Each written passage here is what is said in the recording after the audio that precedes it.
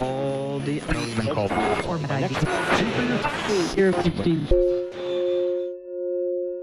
I am one of 5 children. My parents, one was a mega ultra naturalist, scientist, somebody who knew, basically was a walking encyclopedia of the forest. My mother was somebody who worked as a home economics teacher her whole life and career, and she came from a long line of domestic scientists. I'm a pretty strong combination of those two things, of those two interests of my parents.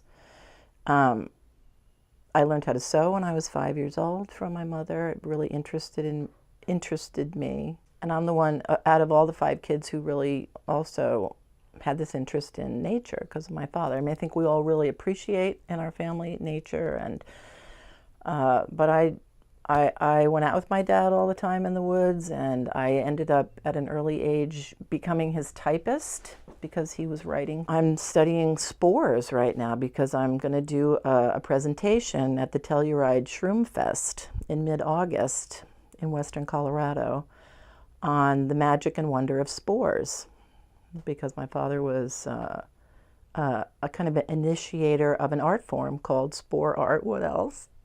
And so I'm going to do a presentation of his spore art, and in order to do that, I just need to learn more about spores. And they're so interesting. You wouldn't believe it. It's so cool. There's so much cool stuff in the world that there's just not enough time really to learn it all. And, you know, for a profession, I had no idea what I really wanted to do.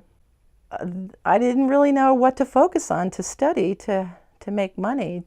And when, after prodding from my mother, you know, when are you going to go to college? When are you going to go to college? I decided to study music since I loved it. Then I went on to study filmmaking, and very interested in digital media and figuring out how to merge music and images and text. I get bored. I get bored doing one thing, and I like to change things. I like to change things. I don't even like driving home the same way. I get bored with that. You know, I actually, when I first moved to the house I live in now, it's a one-way street, and to get to my street, you have to get to another one-way street. That drove me crazy for the first 6 months because I have to go down this one-way street to get to my one-way street. So I started cutting in on a side street and then backing up on my street to get to my house, or just going, or just saying, oh, screw it, I'm taking a left and going up my street the wrong way.